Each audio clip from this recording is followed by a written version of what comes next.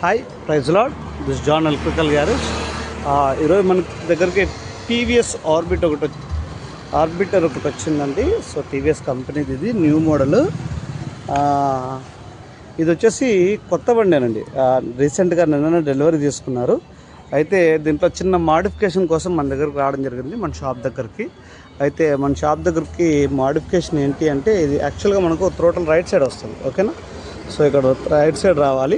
అయితే customer one hand use, only left hand use అండి. అందుకు దాన్ని లెఫ్ట్ హ్యాండ్కి కావాలని చెప్పేసి చెప్పడం జరిగింది. ఆ లెఫ్ట్ హ్యాండ్ కోసం అని చెప్పేసి మన దగ్గరకు వచ్చింది. అయితే రైట్ హ్యాండ్ లెఫ్ట్ హ్యాండ్కి యూజ్ చేస్తే ఏమవుతుందంటే, మామూలు ఇలా తిప్పాల్సి వస్తుంది. ఇలా తిప్పితే ఆన్ అవుతుంది, ఇలా తిప్పితే ఆఫ్ అయిపోతుంది.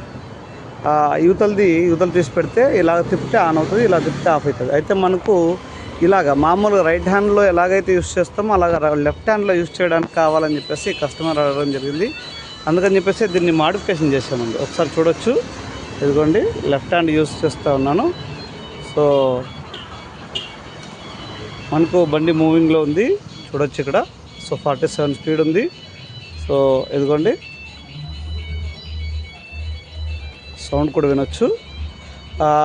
దీన్ని మోడిఫికేషన్ చేయడం జరిగిందండి. మనం ఇదే కాదండి, ఏథర్, ఓలా, ఐక్యూబ్ ఏవైనా కూడా ఓన్లీ అంటే లెఫ్ట్ హ్యాండ్ కూడా మనం దీన్ని ఆల్ట్రేషన్ చేయడం జరుగుతుంది. కాబట్టి ఎనీ యూజర్ మీకు ఏదైనా దీంట్లో మోడిఫికేషన్ కావాలన్నా, లేకపోతే ఏదైనా ఆల్ట్రేషన్ కావాలన్నా, చిన్న ఏమైనా ప్రాబ్లమ్స్ ఉంటే వాటిని కూడా క్లియర్ చేయడం జరుగుతుంది.